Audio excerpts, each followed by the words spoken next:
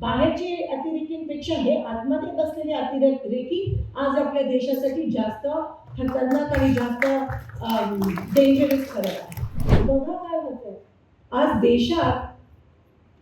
शेतकरी त्या ठिकाणी शेतकऱ्यांची आत्महत्या 700पेक्षा जास्त शेतकऱ्यांची बळी शेतकरी आंदोलनामध्ये गेली. आज महाराष्ट्रामध्ये 10,000पेक्षा जास्त शेतकरी आत्महत्या घेतात.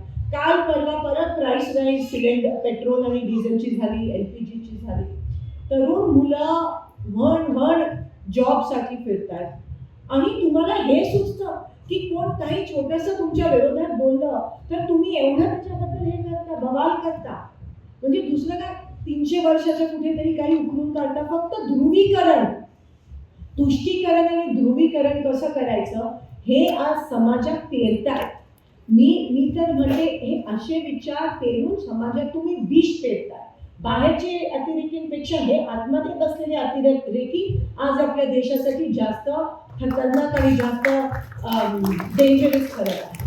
कारण का आपणच आपल्या लोकांमध्ये विष पेरतो आणि ते राज्यकर्त्यांकडून एवढ्या पॉवरफुल लोकांकडून जर होत असेल तर तुम्ही विचार करा आपण प्रोग्रेसिव्ह नाही, आपण किती रिग्रेसिव्ह या ठिकाणी होत चाललोय. आणि आता आपले विचार भगवान महावीरांचे विचार महत्वाचे ठरतात. आज किसान आंदोलन असेल, आज महिलांवर, अल्पसंख्याक ज्याच्यात आपण सगळे मोडतो, आपल्यावर होणारे अन्याय अत्याचार असतील, आपल्या प्रॉपर्टीज वक्फ पण त्यांनी त्याचं ते पूर्ण रिलिजियसली त्याला एक रिलिजियस रंग दिला. पण तसं नाही आहे. आपण सगळ्यांना आपल्याला त्यापासून धोका आहे. पण आपल्यापर्यंत पोहोचणारी इन्फॉर्मेशन खूप म्हणजे आपण म्हणतो ना आर्या हळकुंडाने पिवळं तसं आहे.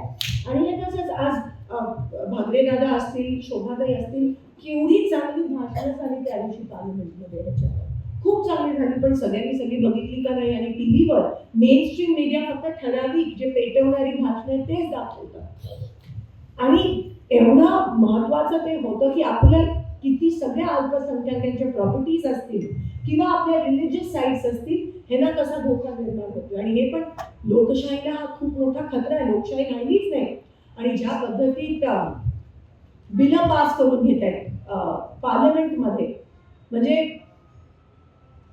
विरोधी पक्ष हा किती महत्वाचा असतो. विरोधी पक्ष नेता हा शॅडो प्राईम मिनिस्टर त्याला म्हणलं जातं.